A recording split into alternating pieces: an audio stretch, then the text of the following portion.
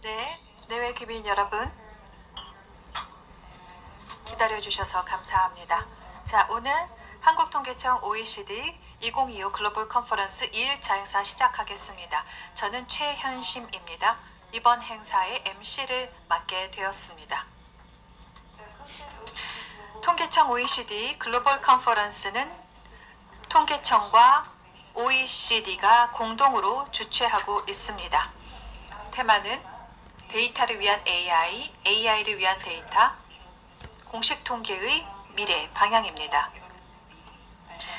통계청과 OECD를 대표해서 오늘 직접 그리고 현장에서 또 온라인으로 참석하고 계신 모든 분들께 감사 말씀드립니다. 어제부터 시작해서 이번 컨퍼런스는 양방향적인 플랫폼이 되고 있습니다. 공식 통계 분야에서 인공지능이 갖고 있는 변혁적인 잠재력을 살펴보는 시간입니다. 오늘은 기조 연설로 시작하겠습니다. 이후 아침에는 3세션, 4세션이 진행됩니다. AI의 편익을 누리기 위해서 공식 통계에서는 무엇이 필요한지 보겠습니다. 그 이후에 2시부터 다시 오후 세션을 재개합니다. 5번째, 6번째 세션을 시작하는데요. 이를 통해 미래를 바라보는 시각에 대해서 알아보고 그 다음 폐막식을 갖겠습니다. 이번 컨퍼런스는 그리고 저희 유튜브 채널을 통해서 실시간으로 방송되고 있습니다. costed-oecd2025.com 저희 공식 웹사이트 방문하시면 보실 수 있습니다. 그 메뉴를 통해서 온라인으로 세션을 보시고 발표 자료도 다운로드 받으실 수 있습니다.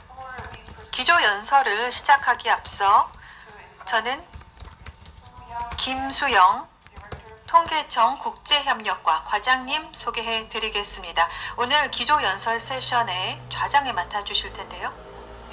네, 큰 박수로 맞아 주십시오.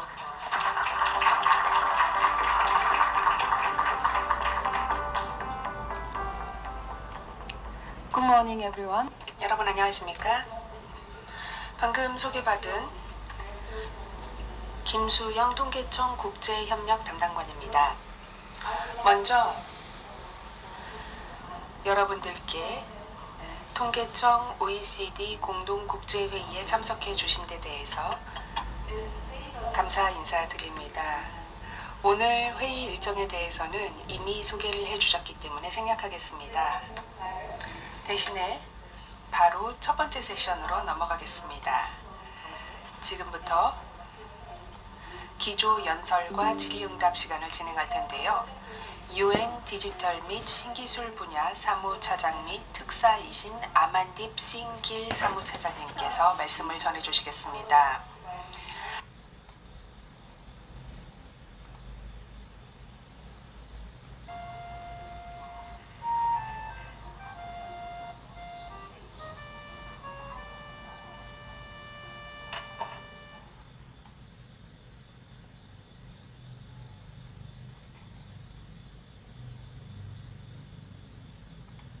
수천만의 유저들을 대상으로 하기 때문에 어떤 경우에는 사실 그 결과값, 데이터 값이 이상하게 나오는 경우들이 있습니다. 그래서 시퀀스 포인트와 데이터 포인트가 있는데 그 과정에서 어떤 이상치가 나오는지 그리고 그로 인해서 데이터 계열에 어떻게 오도가 생기는지를 보려고 합니다. 그래서 또 트렌드가 동향이 변해서 나올 수도 있고요. 이것도 시계열 안에서 설명이 안 되는 경우들이 있습니다. 이런 것들을 어떻게 식별을 할까요? 머신러닝과 통계적 프로세스 그리고 AI를 활용을 합니다. 자, 그러면 저희가 처음으로 했던 것을 먼저 말씀을 드리겠습니다. 일단 첫 번째로는요, 기존 방법론을 사용합니다. 새로운 방법론을 개발한 것은 아니고요. 멀티 모델을 사용을 해서 AI 모델을 사용해서 이상치를 식별을 하는데요. 그렇지 않으면 너무 많은 비용이 생길 수가 있습니다. 그래서 머신러닝을 사용을 하기도 하고요. 그리고 통계적 방법을 사용하기도 합니다. 그래서 각 정보의 기능을 보는 거죠. 기존의 정보 패키지를 활용을 하고 여기에 새로운 패키징을 결합을 시켜서 매크로 아노말리, 즉 거시 이상치를 봅니다. 그래서 데이터 세트를 일단 정상화를 시킵니다. 그래서 데이터 시리즈가 임퓨테이션 됐는지 보고, 그리고 또 시즈널 팩터가 있는지 이런 것들을 보게 되고요. 이게 데이터 준비 과정에서 하는 겁니다. 그 다음에 데이터 이상치를 보죠. 이 데이터 이상치를 직구현하기 위해서 5가지 서로 다른 메소드를 사용하게 됩니다. 그래서 이게 뭐 로켓 과학처럼 어려운 것은 아니고 이미 우리가 해왔던 굉장히 잘 정리된 방법들이고, 기존에도 이미 수년 전부터 여러분들이 활용하시던 방법입니다. 그래서 이 슬라이드를 보면은 여러분 이해가도가 좀 높아질 것 같습니다. 지금 스크립트 예시를 제가 가지고 왔는데요. 이를 통해서 이상치를 전체 데이터 세트에서 WDI 데이터 세트에서 총 266개의 서로 다른 지역, 1516개의 지표를 보고 2600만 개의 옵저베이션을 통해서 지금 식별을 하고 있는 겁니다. 그래서 이 이상치를 정상화하는 방법이죠. 그리고 이렇게 하시게 되면 기본적으로 저희가 각각의 값별로 리포트를 하게 됩니다. 5개의 서로 다른 방식에서 저희가 적용을 시켜놨던 5개의 서로 다른 방식에서 어떤 특정 값에서 지금 시계열에서 이상치가 나오는가, 이런 것들을 또 확인을 하게 되죠. 이것도 역시 예입니다. 전 세계 총 육지 면적을 보는 건데요. 지금 데이터 세트를 보시면 월드뱅크에서 굉장히 예전부터 조사를 했기 때문에 굉장히 잘 큐레이션이 된 데이터거든요. 그런데 보면은 1992년에 아주 유의미하게 2100만 제곱킬로미터로 멕시코, 캐나다 지금 다 합친 면적만큼이 갑자기 세계 총 유지 면적이 증가한 걸로 나옵니다. 자, 그러면 이런 형태의 이상치가 데이터 세트에서 발견이 됐다라고 하면은 당연히 저희가 다시 한번 재검을 하게 되겠죠. 그렇게 함으로써 예를 들어서 이 가치가 오류가 발생이 됐고, 그리고 또 단순한 이상치다라고 발생이 되게 되면은 그 가치 값에서 기본 값에서 2% 이상으로 튀게 되는 경우에 이것을 이제 이상치라고 판단을 하게 됩니다. 그러면 이거는 오류인가? 그러면 오류는 수정을 하면 되겠죠. 데이터 세트에 단순한 수정이 되면 될 것입니다. 하지만 그 경우에는 당연히 추가 설명이 필요합니다. 예를 들면 뭐 이것이 기계적인 오류인가 아니면은 애초에 그 휴먼 에러인가, 이런 것들을 보고요.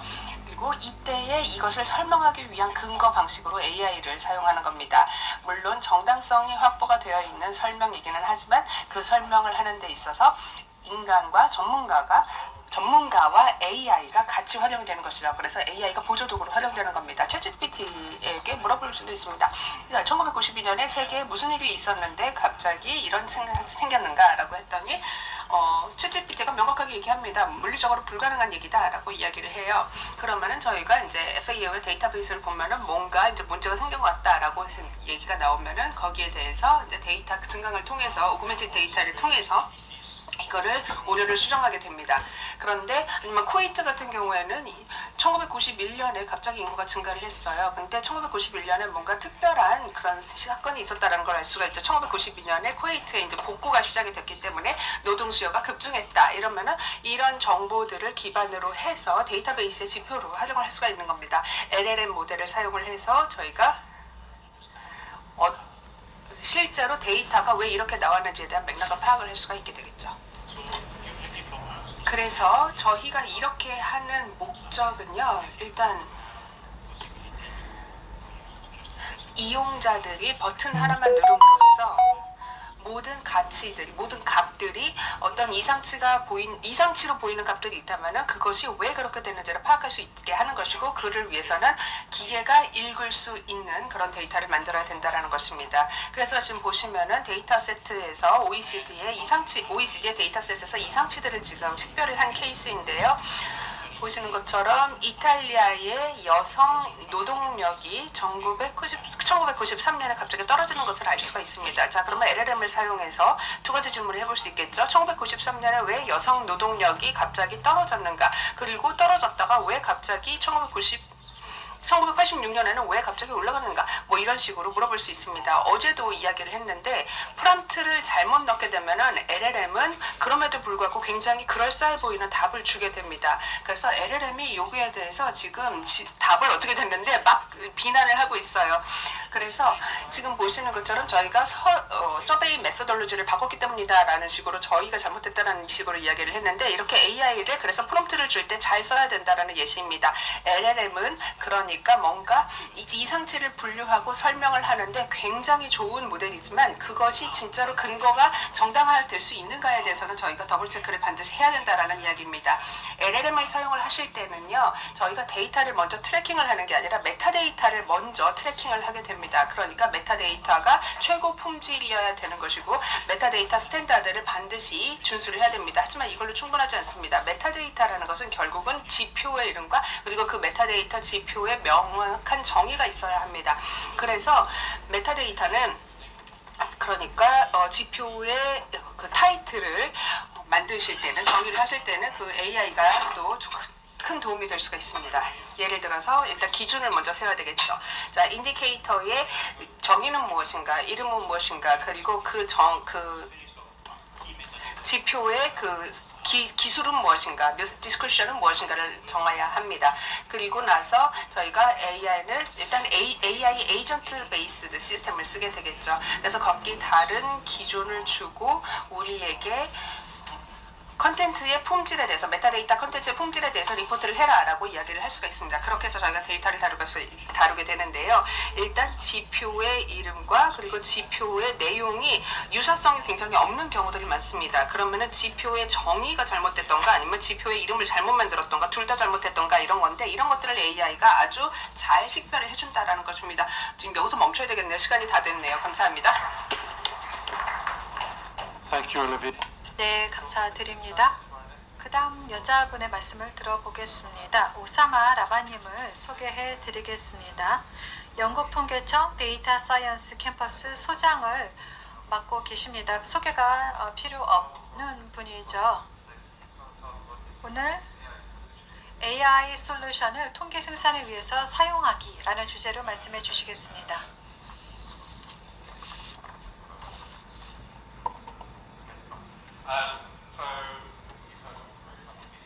오늘 정말로 스마트한 분들이 많으시죠. 또한 중요한 점 짚어주고 계시고요.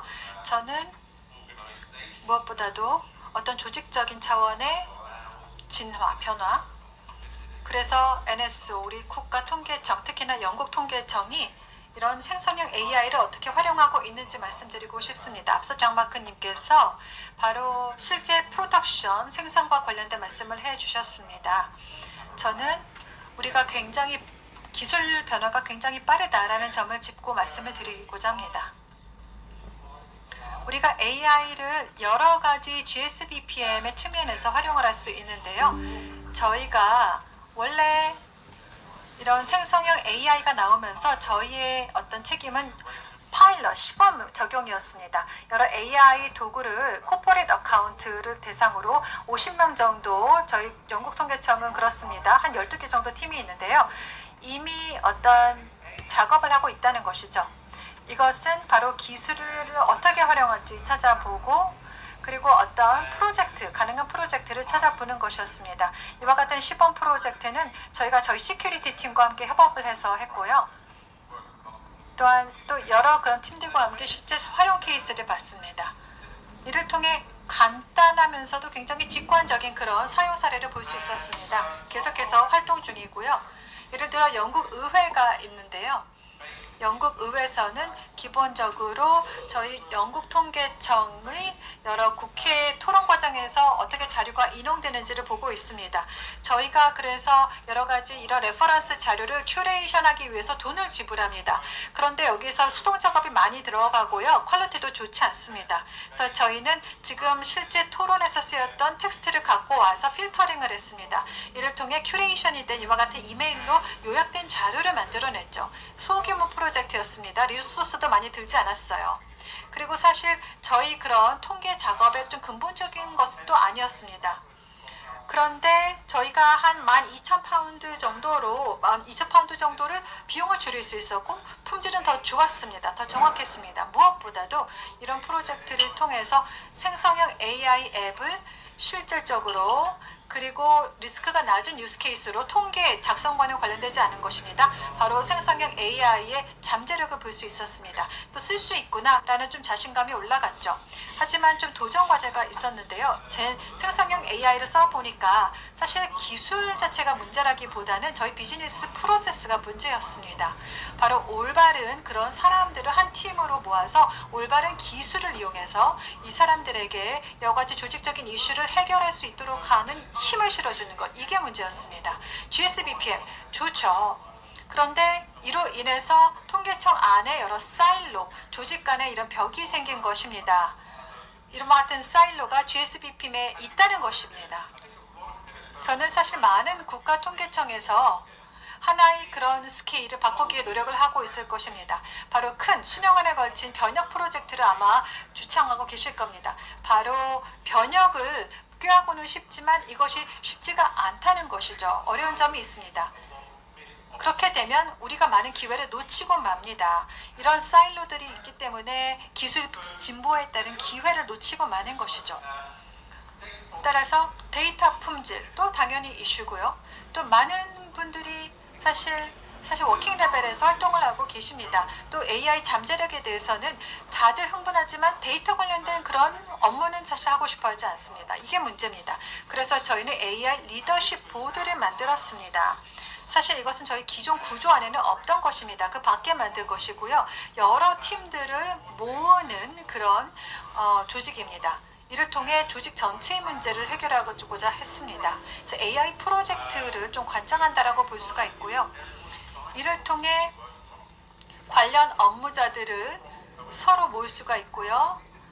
또한 사실 이렇게 조직 간의 사일로를 허문다는 것은 굉장히 어려운 일이었습니다. 어떤 문제를 우리가 엔터프라이즈 툴, 코파일럿이나 깃허브, 코파일럿 이런 것을 이용해서 어떤 문제를 잘 해결할 수 있지? 이런 거를 규명을 했고요. 그 다음으로 인하우스 내부적으로 저희가 좀 개발을 해도 좋은 것 이런 것도 추려봤습니다. 많은 그런 국가통계청들이 그렇겠지만 예를 들어 코드 어시스턴트 툴 이런 것들을 우리가 널리 사용을 하고 있죠. 코드 보조 툴입니다. 이런 것들은 디지털 혁신팀에 맡기자. 하지만 다른 것, 텍스트를 분류하는 것 앞서도 좀 언급이 되었죠. 이런 것들은 아마 우리 인하우스 소프트웨어 팀 혹은 통계청 안에 데이터 사이언스 팀이 가장 잘할 수 있다. 이렇게 정한 것입니다. 그래서 이런 구조가 또 다른 구조적 변화가 있었는데요. 자, 팀들 그리고 사람들 크게 이 세 가지 전문 분야에 있는 팀원들, 인재들을 한 데로 모였습니다. 사실 이렇게 전문 분야라고 하면 인력이 충분치 않습니다. 클라우드 엔지니어링이 일단 이겠고요. 클라우드 엔지니어링의 중요성이 점점 더해지고 있습니다. 그 다음으로는 프론트엔드 개발업자가 필요합니다. 즉 직접 직원들이 신뢰성 있게 쓸 수 있는 그런 툴을 개발하는 것이죠. 다음으로는 데이터 과학자들도 필요합니다. 즉 이런 것들이 바로 하나의 팀으로 만드는 것입니다. 하나의 특정한 프로젝트를 위해서요. 그렇다면 디지털 변환의 어떤 노력이 이를 통해서 진행 가능하게 됩니다. 그래서 이와 같은 그런 팀들을 셋업하고 그 다음 프로젝트를 규명을 하고 이를 통해 처음으로 저희가 프로젝트를 시행했습니다. 자, 이것이 통계 생산용으로 실제로 사용이 되고 있습니다. 사실 이 문제를 다루고 있는 국가통계청은 좀 저희가 유일하지 않는가 싶어요. 클래시파이입니다. 분류하는 겁니다. 이 클래시파이라는 툴은 그 어떤 프리 텍스트더라도 이것을 레지스터 등록부처럼 여러 분류를 할 수 있게 해줍니다. 앞서 프렘 구글의 관계자도 말씀하셨듯이 LLM 언어에 좋습니다. 텍스트가 굉장히 많다. 그렇다면 산업 분류, 직업 분류를 어떻게 해야 될까요? 이건 좀 긍정적으로 볼 수 있는 것이요. 이를 통해 시간을 절약했고요. 그리고 품질도 높아졌습니다. 47% 정도 이런 설문조사 리턴에 걸리는 시간이 줄어들었고요. 기존의 툴보다 정확도는 높아졌습니다. 현재 이것을 다양한 그런 통계 생산 파이프라인에 실제 돌리고 있습니다. 그 기저에는 바로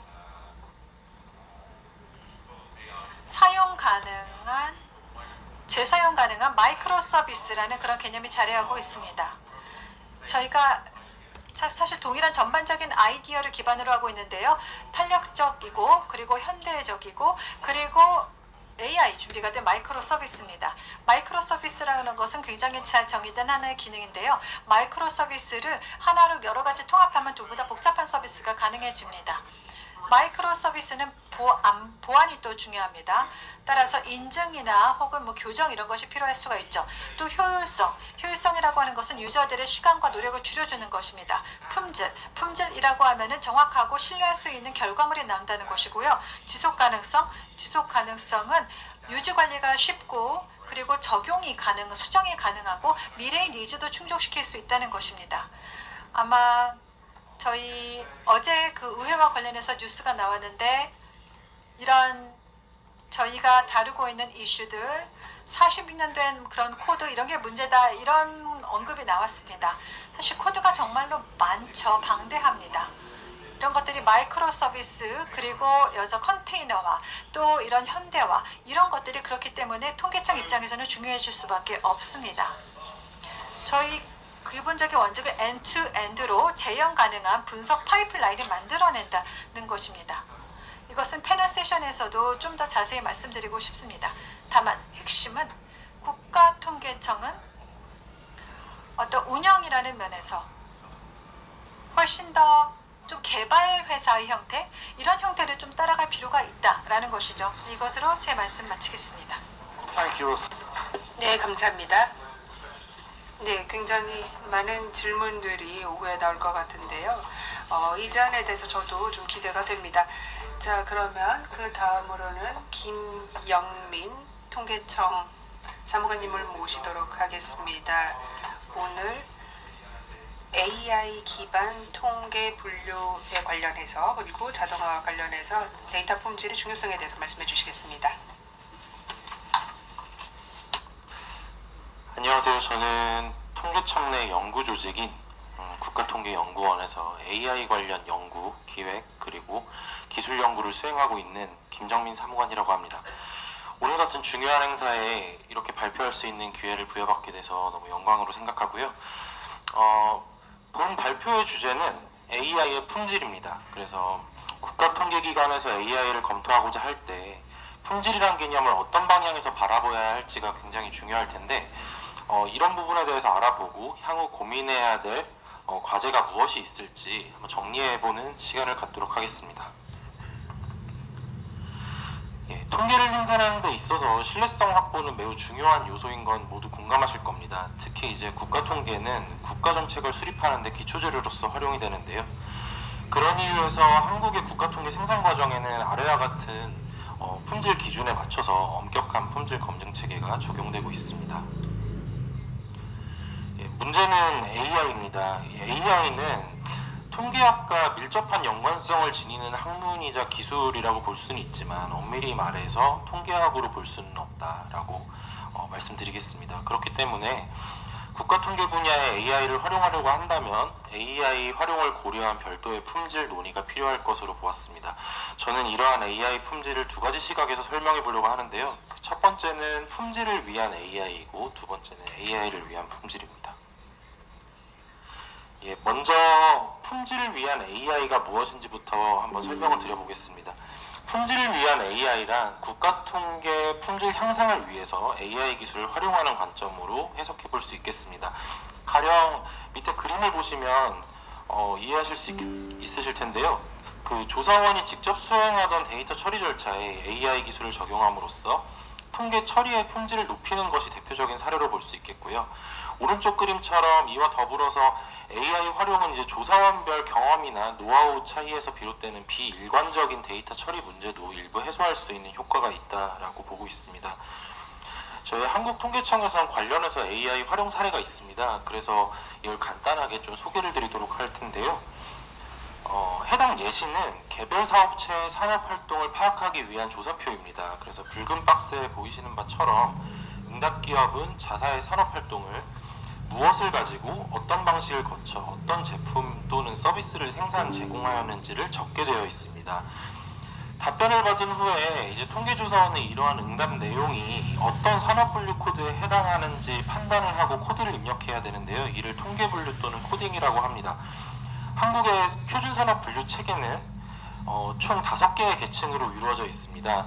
그중 이제 가장 세부적인 산업 분류 같은 경우는 총 1205개 분류 코드로 구성되어 있는데요. 즉 이제 해당 예시는 통계조사원이 205개 분류 코드 중에 응답 결과와 매칭되는 코드를 판단하고 그거를 이제 입력해야 되는 과업으로 해석해 볼 수 있겠습니다. 이와 같은 통계 분류 업무는 매우 노동집약적이고 긴 시간을 필요로 합니다. 예컨대 2015년도 시행된 인구 총조사의 사례를 보면 자동 코딩을 지원하기 위해서 통계청이 마련한 규칙 기반 시스템이 두 종이 있는데요. 이 두 종을 활용하고 나서도 약 100만 건 이상의 코딩 작업을 조사원이 직접 처리해야 했음을 이 그림을 통해서 아실 수 있겠습니다. 좀 더 이제 효과적인 해결책 마련이 필요하다라고 통계청은 판단을 했고, 그리하여 2022년에 조사표상의 텍스트 정보에 기반해서 적합한 분류 코드를 예측하는 AI 시스템 개발을 착수를 했습니다. 그래서 현재는 지금 활용 중이고요. 과거 통계 분류 이력을 학습 데이터와 정답 셋으로 활용한 접근 방식으로서 이는 UNEC 등에서 이제 국제사회에서 오랜 기간 논의된 관련 연구 사례들과 동일한 접근 방향이라고 보시면 되겠습니다. 물론 다들 아실 겁니다. 이 AI 시스템이라는 게 정확성이 완전하지가 않습니다. 특히 특정 코딩 사례 같은 경우에는 AI가 명확한 해답을 제시하지 못하는 경우도 있는데요. 저희는 이와 같은 경우를 별도 취합을 해서 조사원들이 직접 수동 코딩을 수행하고 그 결과를 AI 모델을 재학습시키는 데 활용하는 접근 방식을 택하고 있습니다. 즉 AI를 실무에 활용하는 기간이 늘어나면 늘어날수록 AI의 약점이 보완돼서 평균적인 코딩 품질이 향상되는 구조를 택하고 있다는 게 특징입니다. 이처럼 AI는 통계 생산의 효율성을 도모하고 품질을 고도화하기 위해 활용될 수 있음을 이런 사례를 통해서 알 수 있겠습니다. 그 다음으로 소개드릴 부분은 AI를 위한 품질에 대한 소개입니다. AI를 위한 품질은 국가통계 분야에서 AI 기술을 활용하고 관리하기 위해 필요한 기준과 시각에 대한 내용으로 정의가 됩니다. 두 가지 정도를 설명드리고 싶은데요. 첫 번째는 AI를 통계 생산 방법론의 일종으로 볼 때 기존 국가통계 품질 관리 체계와는 다른 품질 관리 전략이 요구된다는 부분입니다. 일반적으로 국가통계 품질을 관리하는 체계는 그 활용한 통계 방법론의 신뢰성을 검증하는 데 큰 시간을 소비하지 않고 통계 생산의 전반적 절차가 체계적으로 진행되었는지를 위주로 평가하게 됩니다. 근데 이게 가능한 이유는 활용되는 통계 방법론이 이미 학문적으로 유효성이 검증되었기 때문인데요.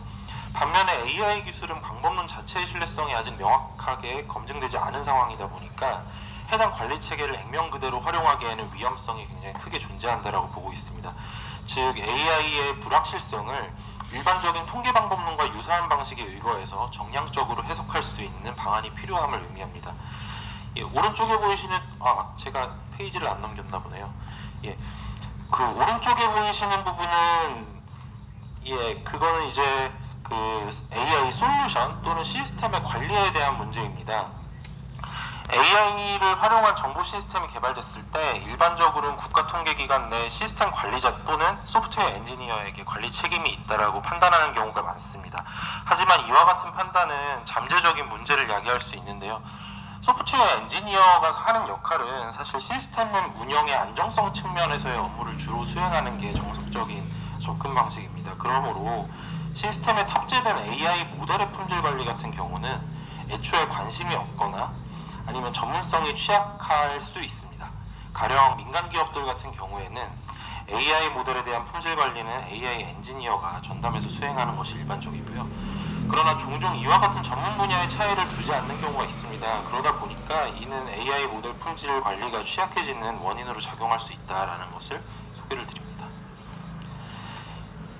이번 슬라이드에서는 앞서 언급한 바 있는 이 AI 방법론의 불확실성을 정량화하기 위해 국가통계기관이 향후 논의해볼 만한 내용들을 한번 정리를 해봤습니다. 첫 번째, 그 좌측 상단에 보이시는 부분은 이제 AI의 추론 결과에 대한 설명 가능성을 보장하는 부분인데요.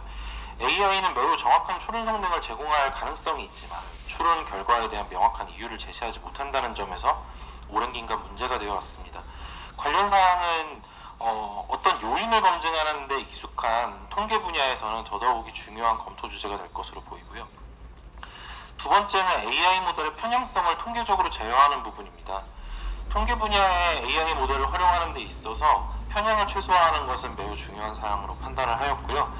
세 번째는 이제 AI 성능 또는 품질을 평가하기 위한 절대적인 합의 기준이 필요하다는 점인데 이게 가장 저는 중요하게 보고 있습니다. 그러니까 꽤 좋은 품질인 것 같다라고 얘기하는 게 아니고 몇 퍼센트의 정확성을 보장하기 때문에 이것은 높은 품질이고 실무에 활용할 수 있다라고 말할 수가 있어야 실무에 적용하는데 용이해질 거라고 저는 보고 있고요. 이는 특정 오차 범위 내 수렴하는 어떤 통계 자료를 신뢰할 수 있다라고 판단하는 어떤 관행적 기준과 유사한 정책 논의에 해당한다고 보고 있습니다. 마지막으로는 AI를 학습시키는 데 필요한 데이터의 평가 기준인데요. 이와 같은 학습용 데이터의 평가는 타 도메인 영역에서도 활발히 연구가 되고 있기 때문에 통계기관 차원에서도 추후 논의해볼 가치가 있다고 보았습니다. 이처럼 방법론적으로나 정책적 합의 측면에서 보나 매우 복잡한 사안들이 많습니다. 이 중 일부라도 해결된다면 아마 통계기관에서 AI를 활용하는 데 있어 큰 도움이 될 거라고 보고 있습니다. 예, 마지막은 이제 AI 모델의 메인터넌스에 대한 측면입니다. 첫 번째는 AI 모델의 재학습 정책이나 기준에 대해서 한번 논의해볼 가치가 있다고 보고 있습니다. 과거 데이터의 학습을 통해서 생성되는 AI 모델들 같은 경우에는 시간이 지남에 따라서 모델 드리프트라는 현상이 일어납니다. 즉 시간이 지나면 모델의 성능이 하락한다는 의미입니다. 그래서 이런 부분을 지속 가능성을 보장을 하기 위해서는 주기적인 재학습을 의무화하는 것도 검토될 필요가 있고요. 두 번째는 AI 모델의 관리 측면의 거버넌스 확립입니다. AI 모델의 관리와 시스템의 관리 주체를 명확화하는 것이 조직 차원에서 검토될 필요가 있습니다. 세 번째로는 생성형 AI에 대한 부분인데요. 그 생성형 AI 활용을 할 때 상용 AI 모델을 활용하는 경우도 있고 오픈소스 AI 모델을 활용하는 경우도 있는데 저는 여러모로 이 통계기관이라는 특성 상에는 이 오픈소스 AI 모델을 적극적으로 활용할 필요가 있다라고 말씀을 드리고 싶습니다. 이런 오픈소스 AI 모델을 기반으로 해서 나온 이제 AI 환경을 온프레미스 AI 인프라라고 저는 정의를 했는데요. 이런 부분이 사실 통계기관처럼 민감한 데이터를 많이 보유하고 있는 기관에서는 전략적으로 좋은 선택이 되지 않을까라고 보고 있습니다. 예, 여기까지 발표를 마치겠습니다. 감사합니다.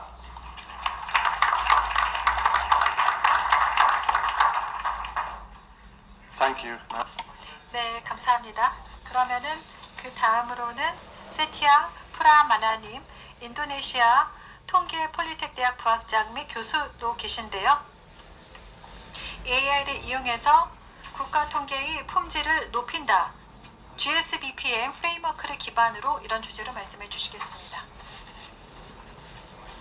네, 안녕하십니까? 내외 귀빈 여러분, 우선 오늘 이 자리에 서게 되어서 큰 영광으로 생각합니다. 오늘 인도네시아 통계청을 대표해서 이 컨퍼런스에 참석을 하고 있는데요.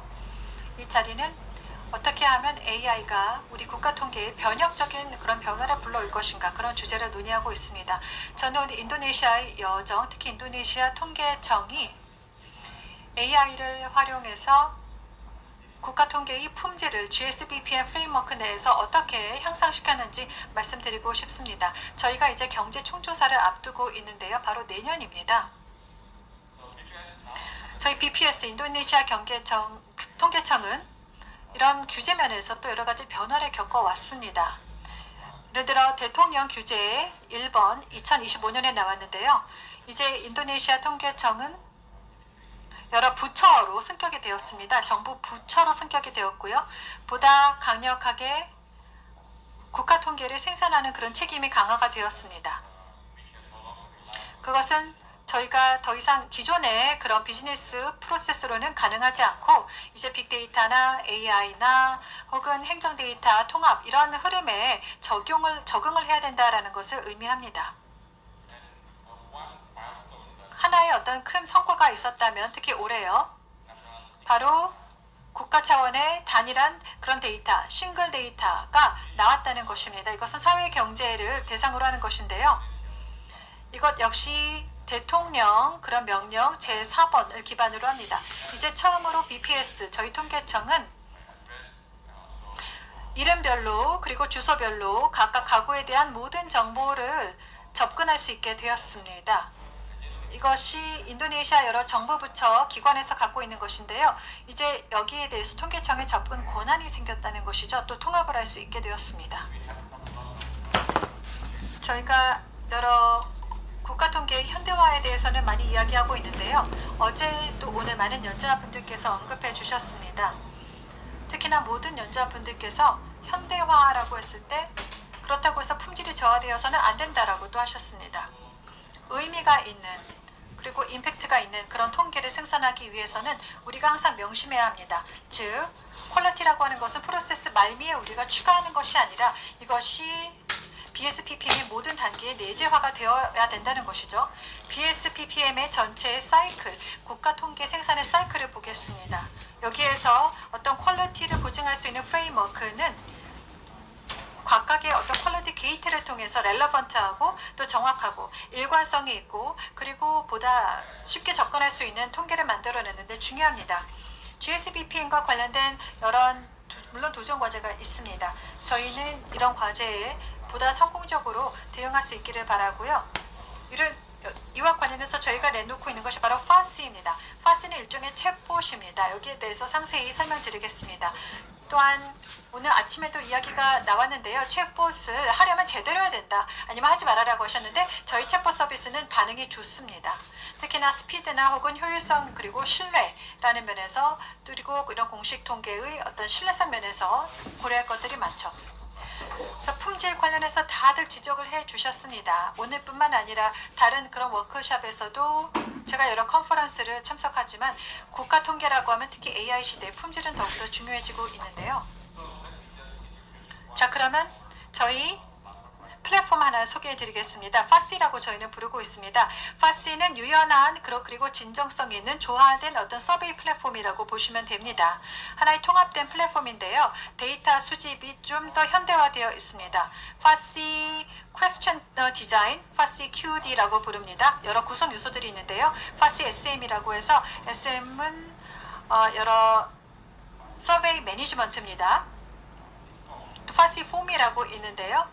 이것은 멀티모달 데이터 컬렉션으로 데이터 수집이 되고 있습니다. 카피로도 되고 있지만 카위로도 데이터 수집이 되고 있습니다. 또 저희 FASI 대시보드가 있고요. 저희는 이와 같은 FASI라는 플랫폼이 저희의 그런 인도네시아 통계청 여러 통계 업무의 변형을 가져올 것으로 기대하고 있습니다. 자, FASI 퀘스천웨어 디자인이 있다고 말씀을 드렸는데요. 구성 요소 중에 하나입니다. 바로 질문지를 설계하는 것이죠.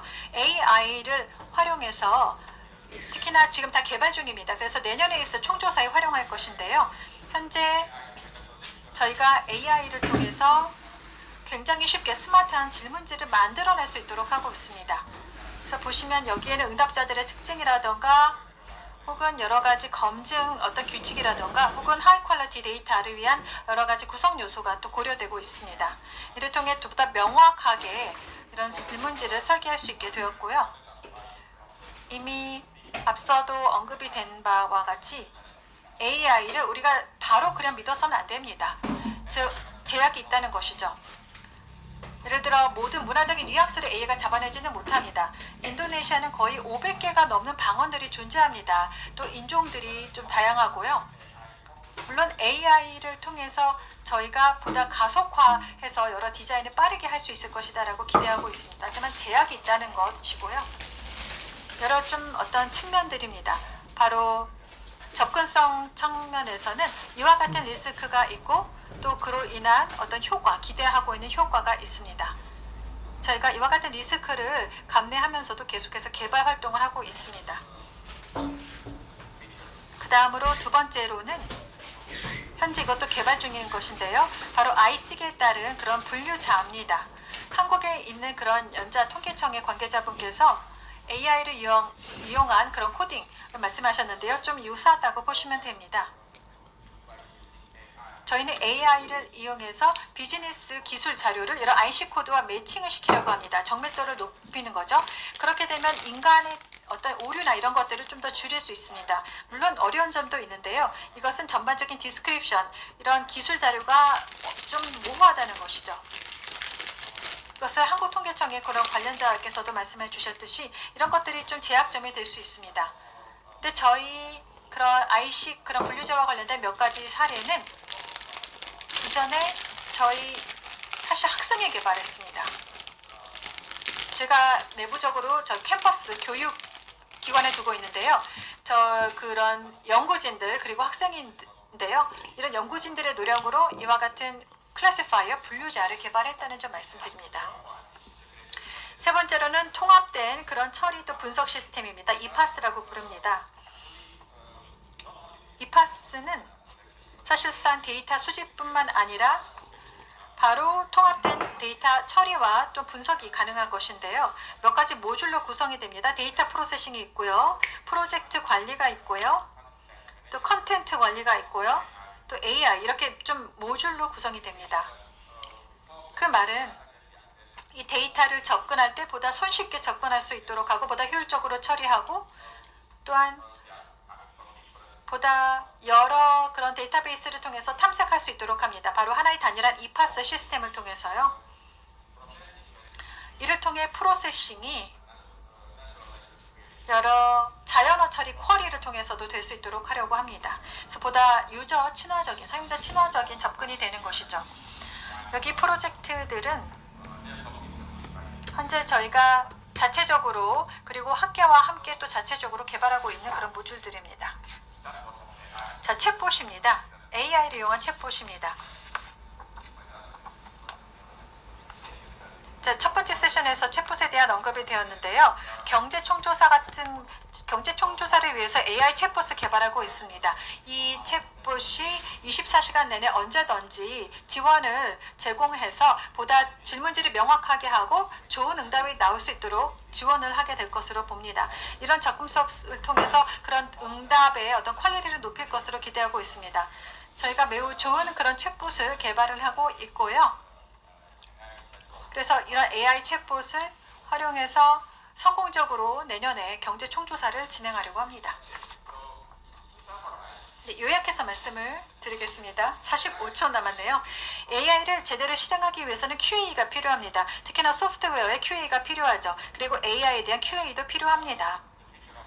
아마 국가통계의 미래는 바로 인간이 갖고 있는 전문 지식을 AI를 통해서 증강시키는 것, 이것이 중요합니다. 그래야만 점증하는 데이터 수요와 또 복잡성에 대응할 수가 있죠. 따라서 국제적인 프레임워크, 투명성, 그리고 여러 검증, 또 AI 모델에 대한 여러 가지 표준이 필요할 것으로 봅니다. 저희는 국제적인 협력이 각국 통계청 간에 이루어져서 어떤 표준 그리고 신뢰를 지켜나갈 수 있는 방식으로 나아가는 것, 이게 중요하다고 봅니다. 저희가 경제총조사 내년에 한다고 말씀을 드렸는데요. 저희는 AI를 통해 데이터 수집에 보다 효율적으로 할 뿐만 아니라 이것이 정책으로 연결될 수 있도록 더더 효율적인 과정이 되기를 바랍니다. 여러분 주시는 고견을 저희는 감사하게 받겠고요. 그리고 저희 내년 경제총조사와 관련해서도 토론 시간에 좀 더 자세히 말씀드리겠습니다. 감사합니다. 네, 감사합니다. 마지막입니다. 일단 트라이브 팔크님을 소개를 해드리겠습니다. 노르웨이의 통계청 정보기술 아키텍처 팀장님이신데요. 에이전트형 AI와 메타데이터를 통한 품질 기반 마련이라는 주제로 발표를 해주시겠습니다. 감사합니다. 일단 제가 발표 자료의 제목을 좀 바꿨습니다. 이 제목이 더 정확한 것 같아서요.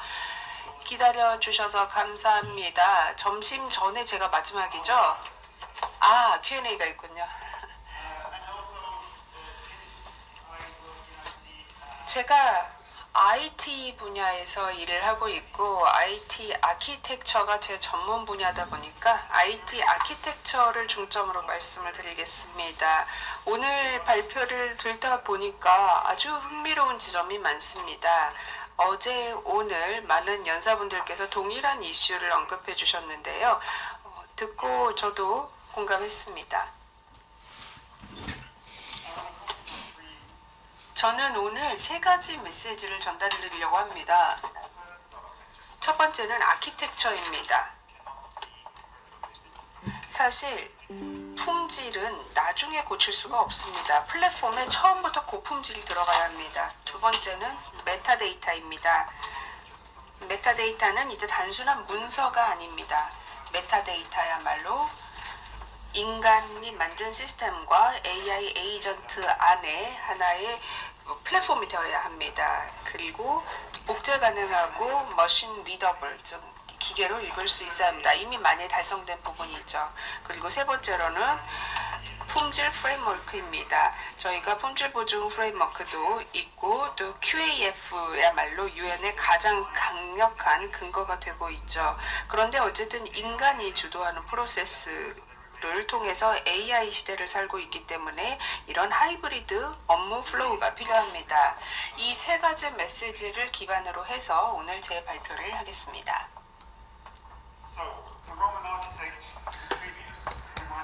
리트비어스라는 로마의 건축가가 있었습니다. 그 건축가가 건축은 안정성에서 시작된다라고 이야기를 했습니다. 그래서 그 원칙은 아직까지 적용이 가능하죠. 안정성이 없다면 구조물은 무너질 수밖에 없습니다. 저는 노르웨이의 통계학자들과 세션에서 통계 생산 시스템의 안정성을 구축하고 있습니다. 기반적으로 클라우드 네이티브 플랫폼을 기반으로 하죠. AI는 그 자체로 이제 통계인들에게 사일로된 그런 솔루션이 아니라 일관성 있는 스토리지, API, 메타데이터, 그리고 거버넌스 프레임워크 등을 통해서 통계인들은 통계를 생산하고 있습니다. 그리고 우리 통계인들은 통계 생산 워크플로우를 만드는 사람들이고 그리고 또 오너십을 가지고 하고 있습니다. 파이썬을 사용을 하기도 하고요. 아까도 누가 잠깐 언급을 하셨는데 그것이 바로 저희가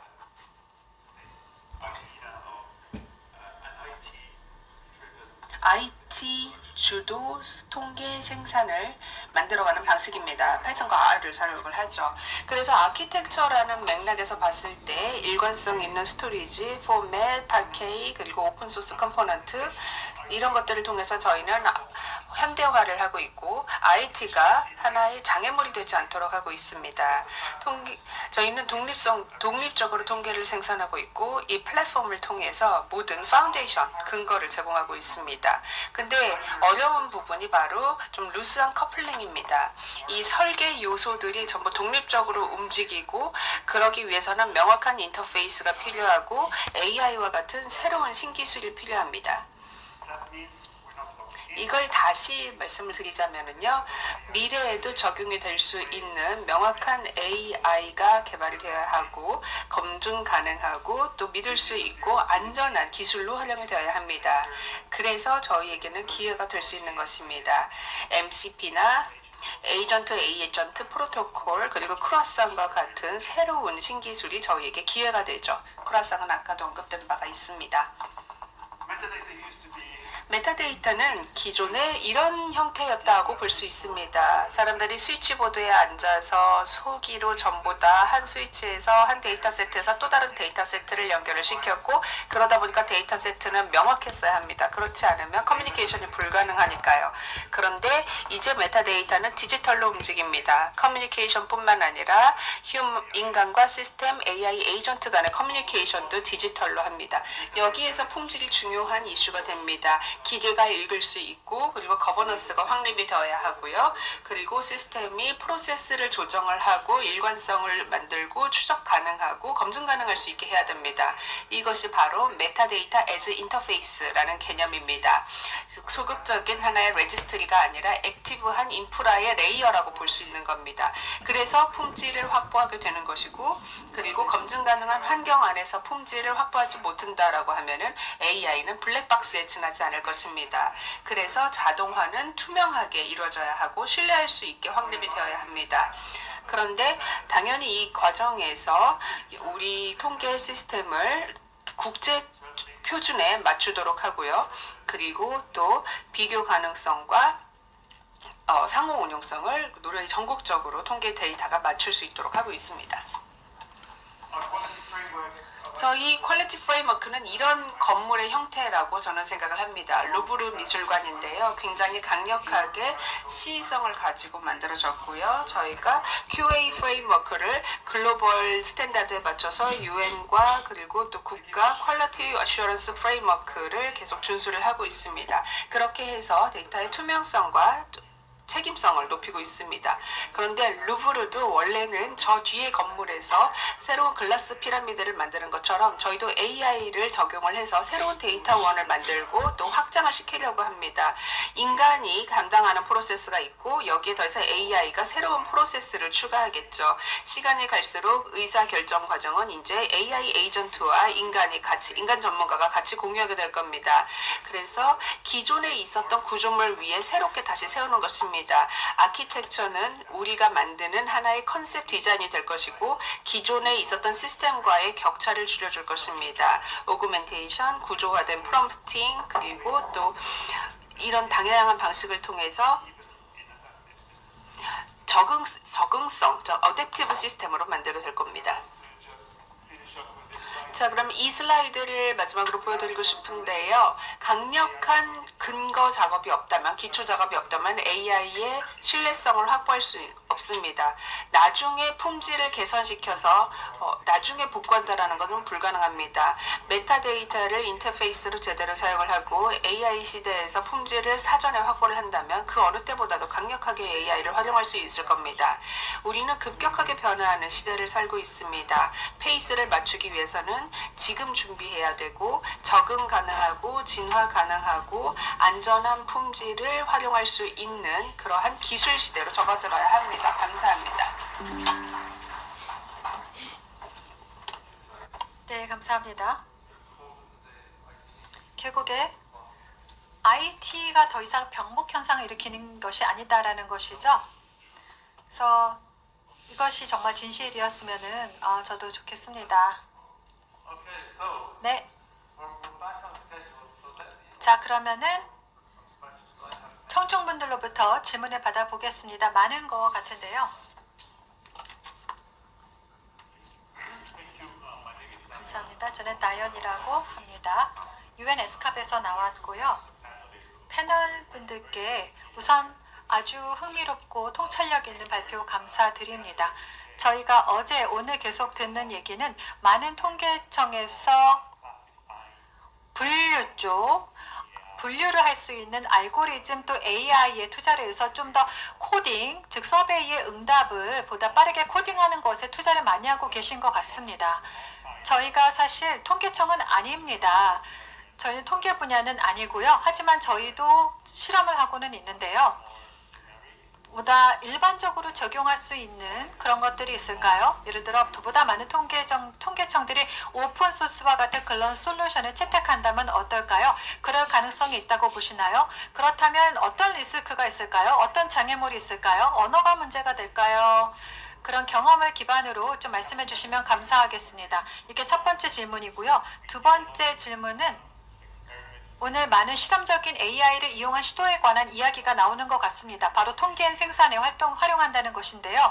보통은 사실 성공적인 사례를 많이 듣잖아요. 자, 자랑스럽게 이런 케이스가 있습니다라고 하시는데 혹시 시도를 해봤는데 이건 안 되더라. 하지만 이 실패로부터 이런 교훈을 얻었다. 그런 사례는 있는지도 궁금합니다. 또 질문이 있으실까요? 크리스찬. 네, 크리스티안님. 저는 좀 도발적인 질문을 하고 싶은데요. 저희가 주로 메타데이터의 중요성에 대해서만 이야기를 하고 있는데 아니면 좀 다르게 생각을 해볼 수는 없을까요? 저희가 아까 MCP에 대한 중요성도 이야기를 하셨거든요. MCP가 AI와 인터랙션을 할 수 있다라는 취지로 말씀을 하셨던 것 같은데 지금까지 메타데이터의 중요성에 대해서만 이야기를 했는데 우리가 좀 더 MCP를 개선하고 표준화하는 방식에 대해서 좀 에너지를 더 쓰면 어떨까요? 결국은 AI와 데이터 사이의 인터랙션은 MCP가 해주는 거 아닙니까? Anyone else? There's a lady back here.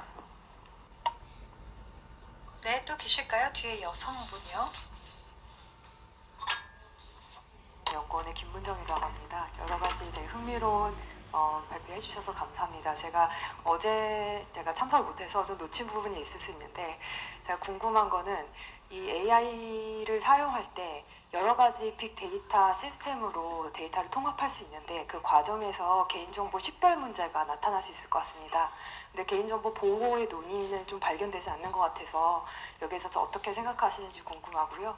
그리고 빅테크 차원에서는 상당한 많은 개인정보를 지금 보유하고 있거든요. 그리고 그런 빅데이터를 고려할 때 사실 그런 조사 자료의 미래를 어떻게 생각하시는지 궁금합니다. 그러니까 현재 이미 축적되어 있는 데이터로 통계를 생산할 수 있는 방법이 있고 서베이를 통해서 이제 데이터를 생산하는 방법이 있을 텐데 민간하고 공공이 갖고 있는 데이터를 결합했을 때 그 생각할 수 있는 데이터의 양이 상당히 많은 걸 고려할 때 서베이 방식으로 저희가 데이터를 이제 초점을 맞춰야 된다고 한다면 그 영역이 협소화되지 않을까. 그러니까 정치 사상이라든지 그런 개인 생각 같은 민감 정보에 이제 서베이 데이터가 국한되지 않을까. 이런 부분에 대해서 궁금하거든요. 이제 답변 부탁드립니다. 감사합니다.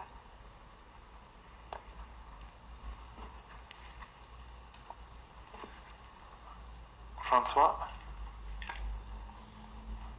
프랑스와님? 네, 훌륭한 발표 잘 들었습니다. 감사합니다. 제 질문은 단순합니다. 많은 국가 통계청들이 좀 위험 회피 현상들이 있는데 이게 우리에게 데이터의 품질 논의를 할 때 그 이용자 만족도 측면에서 이런 위험 회피 현상이 축복일까요? 아니면 재앙일까요?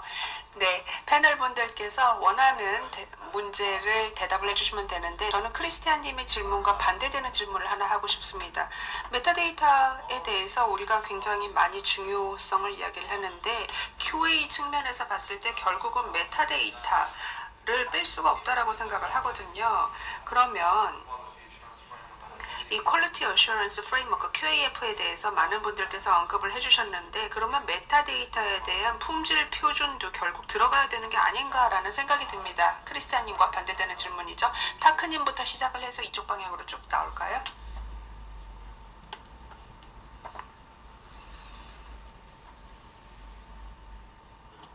네. 네, 되는군요. 버튼을 안 눌렀나 봐요. 네, 감사합니다. 저는 모든 질문에 대한 답을 드리지는 않을 텐데요. 질문 중에서 실패한 AI 프로젝트에 대한 질문이 있었던 것 같습니다. 저희가 사실 저희가 원하는 그런 직무에 비해서 변화가 훨씬 더 빠르게 진행되고 있기 때문에 저희 통계 개발자들 입장에서 챗봇 쪽에 집중을 하고 있습니다. 그래서 저희가 통계인들이 통계 생산 프로세스를 생산하고 있다라는 말씀을 드리기도 했던 건데요. 저희가 이 작업을 위해서 챗봇 직무를 수행하고 있는데 그렇다고 해서 어떤 특정 통계 생산을 목표로 하고 있지는 않습니다. 그러니까 어떻게 보면은 여러분들께서 자체적인 챗봇이나 모델을 만들 것인가 자체적인 학습 모델을 만들어서 사용할 것인가 이 지점에서 먼저 질문을 시작하셔야 될 것 같습니다. 하지만 그렇게 한다고 하면 너무 많은 리소스와 시간이 필요하지 않을까요? 그래서 저희 같은 경우는 MS의 코파일럿을 사용을 하고 있습니다. 그래서 데이터 소스도 그쪽에서 받아서 관리를 하고 우리가 실시간으로 사용할 수 있는 그런 시스템을 지금 만들고 있는 거고요. 그리고 또 나머지는 MCP와 관련되어 있는 질문에 대한 답인데요.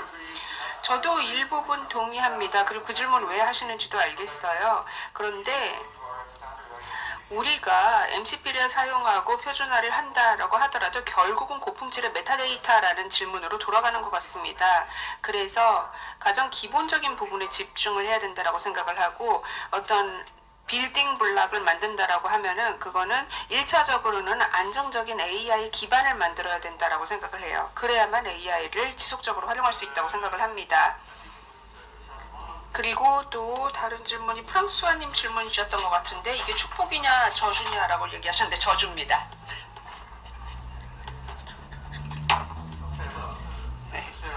감사합니다. 답변이 아주 정확하네요. Thank you very much. 네, 감사합니다. 좋은 질문 해주셨고요. 제가 몇 가지 좀 답변을 드리자면요. 프랑스어님 AI 코딩, 분류를 위해서 AI 코딩 활용하시는 것 UNSCAP에서 질문해 주셨는데요. 저희 경험에 비추어 보았을 때 저희가 아직은 제네릭한 일반적인 것들은 사용할 수가 없습니다. 몇몇 일부 케이스는 언어에 따라서 일단 좀 달라질 것 같고요. 저희가 수백 개의 그런 방언이 있다라고 아까 말씀을 드렸습니다. 또 어떤 경우는 어떤 좀 비속어가 또 좀 있는 경우도 있죠. 그리고 일자리 중에 여러 직군 중에 좀 지역에 따라서 다른 곳에는 좀 없는 것도 있고, 그러니까 언어에 따라서 또 컨텐츠에 따라서 컨텍스트에 따라서 달라질 것 같습니다. 근데 코딩은 저희가 계속해서 옳고 그름을 정확한지 아닌지를 체크를 하고 있고요. 근데 전체 모집단을 대상으로 한다기보다는 일부 지역만을 대상으로 지금 활용하고 있어서 일반적으로 사용하고 있다라고 보기는 힘듭니다. 보다 좀 지역적 차원의 그런 것들을 개발을 하고 있는 실정이고요.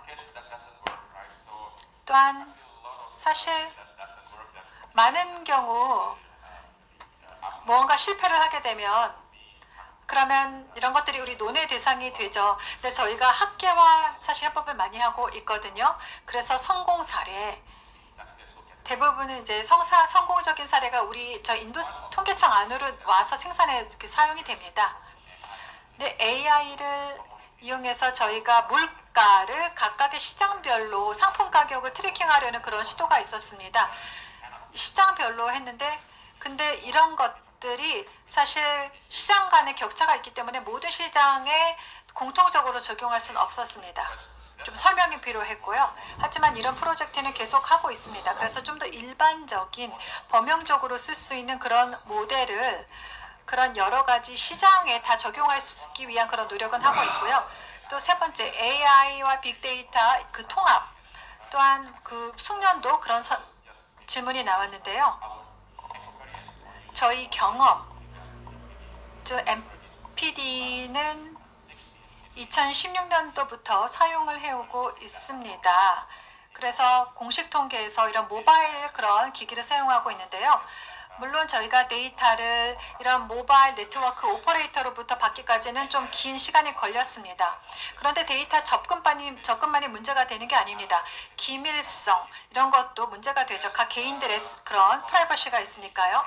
근데 프라이버시나 그런 것을 언급하셨는데, 현재 MPD 같은 경우는 저희는 이미 어떤 서베이는 좀 줄여나가고 있습니다. 그리고 그 대신 어떤 출입국 데이터라던가 혹은 그런 지역의 그런 국경 지역에서 얻을 수 있는 그런 데이터를 활용하고 있습니다.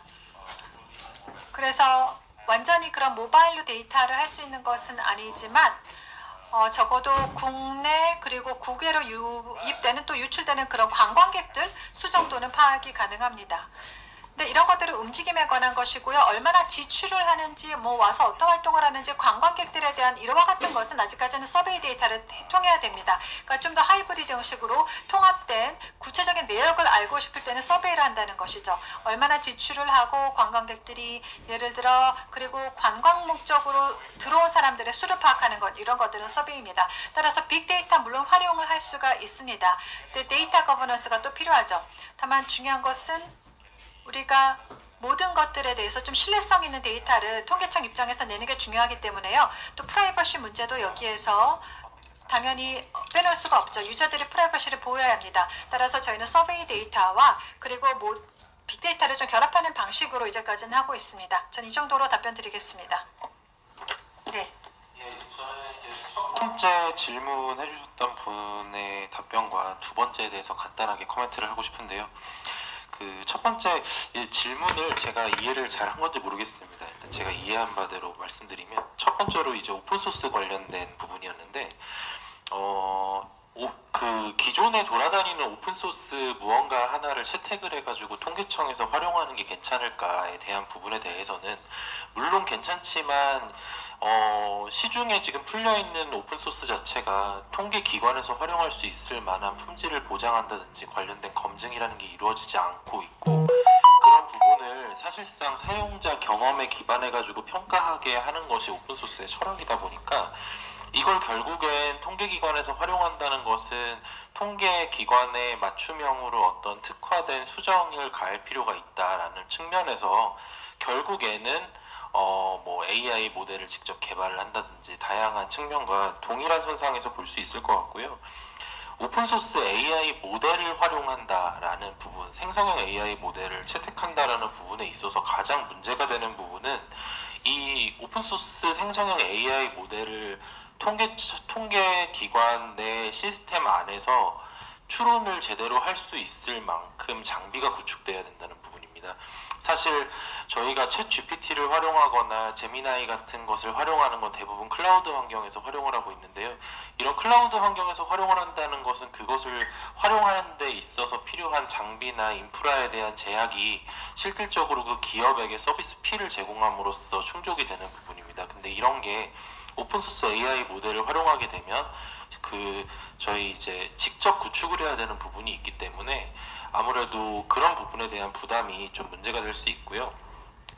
이거와 같이 이제 질문해 주신 부분이 혹시나 실패한 경험이 없냐에 대한 부분이었는데, 이게 실패한 경험이라기보다는 제가 지금 현재 연구하고 있는 주제가 통계표를 나레이션하는 그 생성형 AI를 만드는 부분입니다.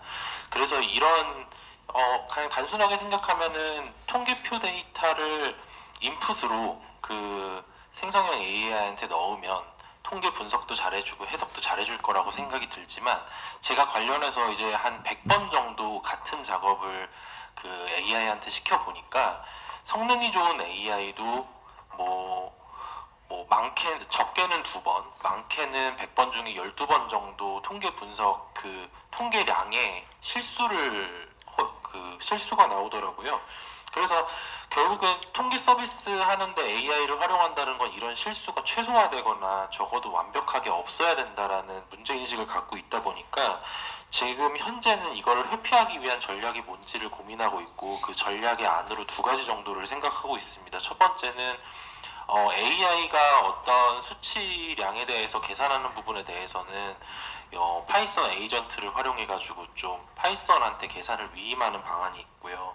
그리고 또 하나는 저희가 너무 AI를 활용하려고 하다 보니까 이제 기존에 있었던 규칙 기반 시스템에 대해서 좀 경시하는 부분이 있는데, 규칙 기반 시스템과 어느 정도 좀 융합을 해가지고 정확하게 계산하고 할 수 있는 부분은 규칙 기반 시스템의 내용을 차용하고, 나머지 부분에 대해서 AI를 활용하는 이 2가지 방법 정도를 좀 고민을 해보고 있습니다. 그래서 이런 부분은 현재 문제를 발견하고 그리고 해결을 하고 있는 분야다라고 말씀을 드리겠습니다. 그리고 2번째 질문하셨던 분께서 MCP 관련해서 말씀하셨던 것 같은데요. 저도 동의를 하는 부분이 있는데, 일단 이 MCP라는 개념이 다양한 에이전트를 통합하는 것을 전제로 하고 있는 기술입니다. 근데 이제 실제 LLM을 개발을 해보다 보면 느껴지는 부분이 뭐냐면, LLM을 개발할 때 랭체인이라든지 랭그래프, 랭스미스 같은 파이썬에서 제공하는 여러 가지 패키지들을 활용하게 되는데요. 이걸 활용해서 이제 개발을 하다 보면 느끼게 되는 게, 현재 에이전트에 대한 전망이 굉장히 발달하곤 하지만 실제로 활용해 보다 보면 그 백그라운드 데이터들의 품질이나 이런 문제들 때문에 에이전트가 제대로 작동을 못하거나 커뮤니케이션이 에이전트끼리 잘 안 되는 문제들이 상당량 발생이 되고 있어요. 그래서 실제 이런 게 먼저 좀 완화를 해야 되기 때문에, 그 완화를 위해서는 다양한 분들께서 강조하셨던 통계 메타데이터나 이런 품질 관련해서도 좀 먼저 고민이 될 필요가 있지 않나, 기술자로서 그렇게 의견을 드리겠습니다. 감사합니다. Great, thank you. Osama? 네, 오사마님. 리스크 회피 경향에 대해서 우선 말씀드리죠. 그렇습니다. 문제는 어떤 사일로가 있다는 것이고요. 특히나 사이버 보안 전문가 같은 경우 이러면 안 돼요 라고 말하는 직원이 있을 겁니다. 그래서 뭔가 잘못되면 자기가 책임져야 하니까요. 이와 같은 리스크 회피가 다른 방식으로도 나타날 수 있습니다. 예를 들어 저희가 방법론적으로 전문 지식이 많잖아요. 서베이를 디자인하거나 이런 면에서요. 자, 우리의 전문 지식은 이런 것들입니다. 그런데 우리가 모든 것들을 보다 어떤 데이터를 어떤 출발점으로 삼아서 본다고 한다면 모든 그런 정보의 나름의 시그널이 있습니다. 그리고 서베이는 우리가 어떤 시그널이나 갭이 있을 때 이것을 채우기 위해서 다른 자료를 활용하게 되는 것인데요. 예를 들어 그러면 안 돼 라고 말하는 그런 분들도 있습니다. 예를 들어 캐시, 현금 사용이 2%가 됐다고? 그렇다면 이와 같은 실질적인 거래에 대해서 어떻게 파악할 수 있지? 서베이를 하면 되지라고 얘기할 것입니다. 그래서 저희는 이와 같은 좀 더 실질적인 접근법이 필요하다고 보고요. Question on 네. 월드뱅크는요. 그런 파일 모델에 대해서는 저희가 생산을 하는 기관이 아니기 때문에 모든 유럽 국가들이 데이터셋을 취합을 해서 분류나 아니면 트레이닝에 사용을 하고 있습니다. 그래서 제가 여기 연자분들께서 그 질문에 대한 답을 다 드리지 못했다고 하더라도 그 부분을 이해를 해주시길 바랍니다. 왜냐하면 기본적인 어프로치 자체가 다를 수 있어서요. 그리고 두 번째로는 프라이버시와 관련된 이슈였는데요. 저희도 프라이버시와 관련해서 데이터 프라이버시와 관련된 컨설을 많이 가지고 있습니다. 특히나 월드뱅크가 데이터 프라이버시 오피스를 따로 가지고 있을 만큼 신경 쓰는 부분인데요. AI는 이런 문제를 해결할 수 있을 거라고 기대를 합니다.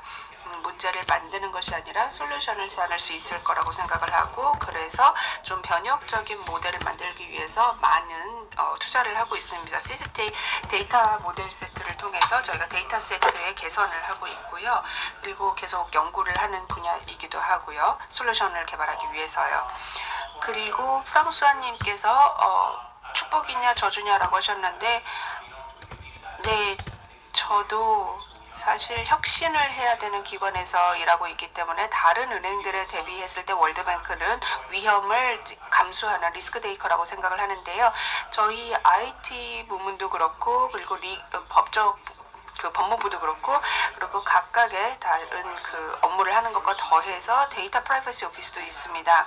그래서 저는 이 부분이 결국은 축복이자 저주면서 축복이라고 생각을 하고, AI를 적용을 하는 데 있어서 어떤 전문가들이 본인의 직무를 함으로써 리스크를 감수할 거라고 생각을 합니다. 그리고 또 QAF와 관련해서 저희 은행에서는 최근에서 데이터 품질에 대한 정책을 개발을 했는데요. 저희가 많은 시간 동안 고민했던 주제입니다. 이미 1년도 더 전에 AI가 이미 활용이 되고 있을 때 QAF와 같은 프레임워크에 대해서 생각을 했고, UN과 유럽위원회와 같이 협업을 해서 굉장히 빠르게 먼저 움직였습니다. 그래서 이행 권고안 가이드라인 이런 것들도 만들었고, 아직도 지금 파인 튜닝을 하면서 적합도를 높이고 있습니다. 그리고 성공과 실패 사례, 사실 이거는 흑백 문제는 아니라고 생각을 합니다. 우리가 실패했다라고 말하고 싶지는 않고요. 사실 어떤 프로젝트든 우리가 실행했던 것 중에 완벽하게 실패다라고 생각한 적은 없습니다. 왜냐하면 방향성을 수정하면서 계속 가고 있고, 그리고 어느 정도 성공을 하는 케이스들도 있고요. 그렇다고 하더라도 저희가 모든 프로세스를 전부 다 문서화해서 가지고 있는 것은 아니기 때문에 끝까지 갈 때까지, 그러니까 프로젝트가 완료될 때까지 계속 문서화를 하면서 이 좀 오픈된 형태로 우리가 시정했던 부분들을 같이 기록을 하려고 합니다. 네, 첫 번째로는 바로 분류자에 대해서 질문 주셨는데요.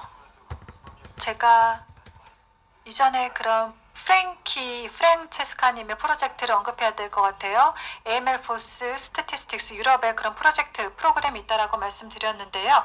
이거는 국가 간의 여러 가지 분류 시스템을 개발하는 거를 오픈소스로 하는 그런 프로그램입니다.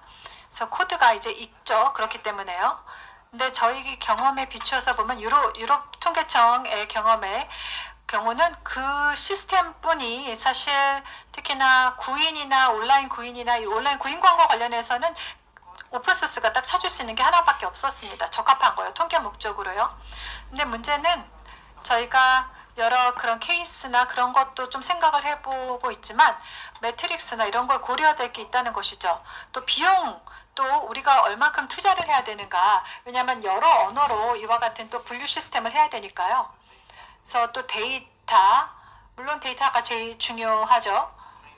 또 트레이닝에 학습에 필요한 그런 핵심적인 데이터입니다. 근데 유럽은 언어가 다양합니다. 그렇기 때문에 어떤 노동 관련해서 또 분류 관련해서 각각의 전문가들이 필요합니다. 또 그 언어를 또 알아야 돼요. 그래서 이런 것들이 좀 어려웠던 것 같습니다. 사실 그 다음에 어떤 진화나 NLM의 진화는 이런 여러 언어를 하나로 이어줄 수 있는 그런 쪽으로 진화할 것이라 생각합니다. 그래서 좀 더 비교를 할 수 있게 했죠. 핵심은 이와 같은 트레이닝 데이터, 학습 데이터가 이런 분류와 관련해서 굉장히 중요했다는 것이고요. 두 번째로 말씀드릴 수 있는 것은 서베이 관련해서 서베이 방법론 관련해서요. 제가 보기에는 서베이의 미래가 있다라고 봅니다. 서베이는 앞으로 할 것 같아요. 빅데이터 자료원이 있긴 하죠. AI뿐만 아니라 여러 데이터가 있는데요. 근데 좀 흥미로운 편향이 보이기도 합니다. 서베이가 그런 면에서 올바른 방향으로 나아갈 수 있도록 딱 기여를 잡아주는 역할을 한다고 생각합니다. 방법론적인 면에서 서베이는 계속 될 겁니다. 꽤 오랫동안 계속 할 거예요. 왜냐하면 중요하기 때문이죠. 이런 서베이 그리고 서베이의 중요성 또한 보다 구체적으로는 우리가 구체적 LLM으로는 얻을 수 없는 구체적인 질문에 대한 답은 서베이를 통해서 가능할 것 같습니다. 네, 나머지는 또 다른 마지막으로 또 답변을 드리자면 스티브의 그런 발언이요. 제가 보기에는 일단은 메타 데이터가 어떤 콜레이 프레임워크 보면은 여기 안에 통합이 되어 있죠. 어떤 보다 명확하게 커뮤니케이션을 한다 이런 면에서 중요한 역할을 하고 있고요. 또 퀄리티 QA 프레임워크에서도 중요한 역할을 합니다. 그런데 특히나 유럽 같은 경우에는 SDMX를 실행함에 있어서 또 이건 놓칠 수 없는 부분이고요. 근데 AI로 인해 아무로 커다란 하나의 새로운 데이터 생태계가 열리는 것 같습니다. 메타데이터 공유를 이제 할 수 있게 되는 것이죠. 근데 제가 그렇다고 해서 이것이 피라미드의 최상층에 있다라고 또 보지는 않습니다. 네, 물론 우리 범위 안에는 있지만 최상층에 있다라고 보지는 않습니다. 네, 감사합니다. 이렇게 해서 시간이 좀 지났습니다. 이번 세션을 마무리 짓겠습니다. 모든 패널 분들께 감사드리고 또 질문해 주셔서 감사합니다. 저희 이제 점심 먹나요? 네. 지금부터 점심시간을 갖겠습니다. 그 전에 먼저 큰 박수 부탁드립니다.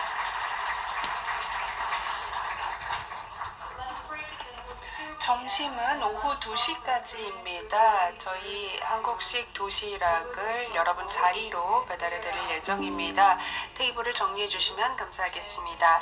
그리고 점심을 1시간 정도 드시고 제5 세션은 정각 2시에 시작하겠습니다. 감사합니다.